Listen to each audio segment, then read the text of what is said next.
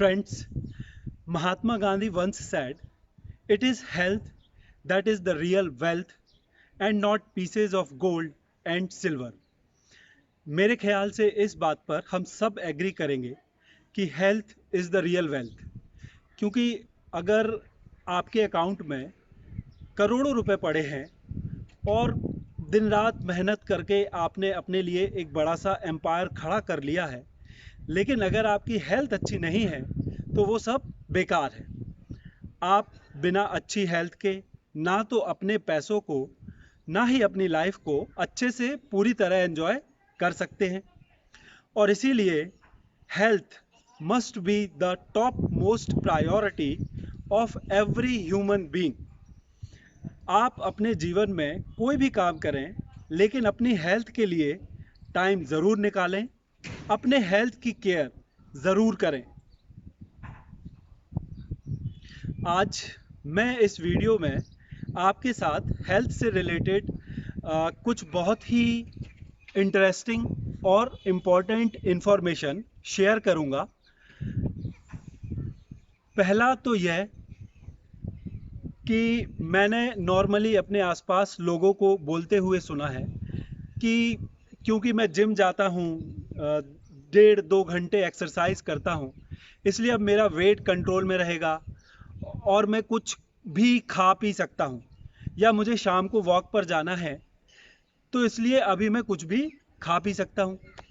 हम इंडियंस को यह एक बहुत ही बड़ी गलतफहमी है कि हमारी जो हेल्थ है वो हमारी कसरत यानी कि फिज़िकल एक्सरसाइज जो हम करते हैं सिर्फ उस पर ही डिपेंड करती है, और क्योंकि हम फिज़िकल एक्सरसाइज कर लेते हैं तो हम फिट रहेंगे और हम कुछ भी खाते पीते रहेंगे, हमारा बॉडी वेट नहीं बढ़ेगा।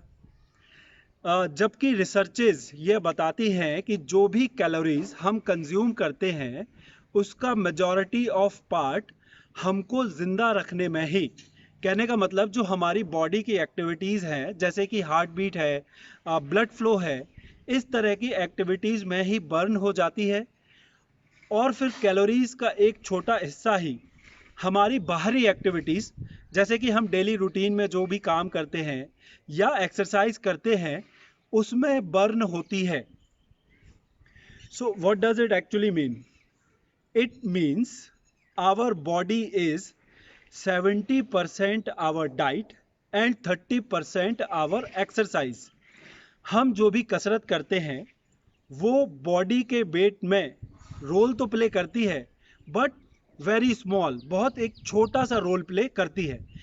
एक्सरसाइज के अपने अलग फ़ायदे हैं, उन फ़ायदों के बारे में हम किसी और वीडियो में अलग से कभी डिस्कस करेंगे। लेकिन फ़िलहाल यहाँ पर the point that I want to make very clear is कि जो हमारा वेट है या हमारी बॉडी की जो वेलबींग है वो मेनली हमारी डाइट पर ही डिपेंड करती है। Our health is defined by our eating habits. हम क्या खाते हैं, कब खाते हैं, कितना खाते हैं और कैसे खाते हैं। Now come to the second info about our health. ये बहुत ही इंटरेस्टिंग है एक्चुअली। आप सब ने लोगों को कहते सुना होगा या आप भी कभी ऐसा बोलते होंगे कि मुझे ऐसी गट फीलिंग हुई इसलिए मैंने ऐसा किया, या मुझे ऐसी गट फीलिंग हुई इसलिए मैंने वैसा नहीं किया। तो ये गट फीलिंग क्या है? फीलिंग तो बोलते हैं कि हमारे ब्रेन में डेवलप होती है, तो गट में कैसे फीलिंग हुई? Actually, it is prominently accepted among worldwide sciences that our gut is our second brain. हमारा गट हमारा दूसरा दिमाग है। और जैसे टू एक्सप्लेन इट, आप जब जिम जाते हैं, एक्सरसाइज करते हैं तो आपकी बॉडी मसल्स पंप हो जाती हैं। वो कैसे?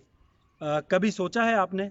एक्चुअली आप जिस मसल की एक्सरसाइज करते हैं उस मसल में ब्लड रश करता है और उस ब्लड की वजह से वो मसल पंप हो जाती है। तो ये ब्लड आता कहाँ से है? यह ब्लड आता है हमारे गट से। हमारा जो गट है वो ब्लड रिजर्व की तरह एक्ट करता है। हमारे गट में ब्लड इकट्ठा होकर रखा रहता है और वो ब्लड ही जब हम एक्सरसाइज करते हैं तो मसल्स तक पहुंचता है और हमारी मसल्स को पंप करता है। तो यह हुई पहली बात।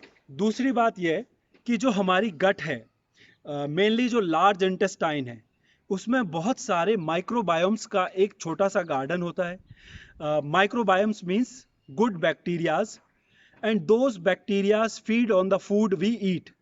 और हमारी गट में there are as many neurons as in our brain. हमारे ब्रेन में जितने न्यूरॉन्स हैं उतने ही न्यूरॉन्स हमारे गट में भी मौजूद हैं। और कुछ फीलिंग्स जैसे एंजाइटी, हम बोलते हैं ना कि बटरफ्लाइज इन माय स्टमक, मतलब हम थोड़े से एंग्शियस होते हैं तो पेट में तितलियां उड़ने लगती हैं, तो that feeling you get. And other feelings of excitement and stress, their chemical also is produced in our gut. So somewhere all these findings have made scientists and researchers to come to the conclusion that our gut is our second brain and it is the center of our immune system. हमारी जो immunity है उसका एक big part of it depends on the well being of our gut. और अगर हम अपनी गट का अच्छा ख्याल रखते हैं तो हम खुद को हजारों तरह की बीमारियों से बचा सकते हैं। It also sharpens our brain. हमारी मेमोरी भी स्ट्रांग होती है अगर हम अपने गट का एक प्रॉपर ख्याल रखते हैं। Somewhere it also defines the way we think, behave and feel. मतलब कहीं ना कहीं even our whole personality depends on the health and well being of our gut. और गट का ख्याल रखना कैसे है?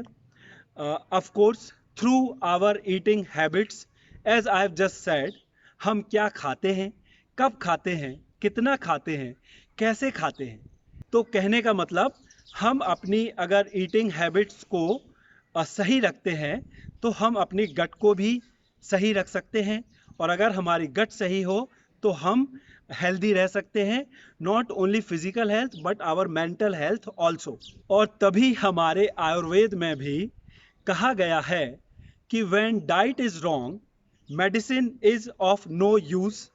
When diet is correct, medicine is of no need.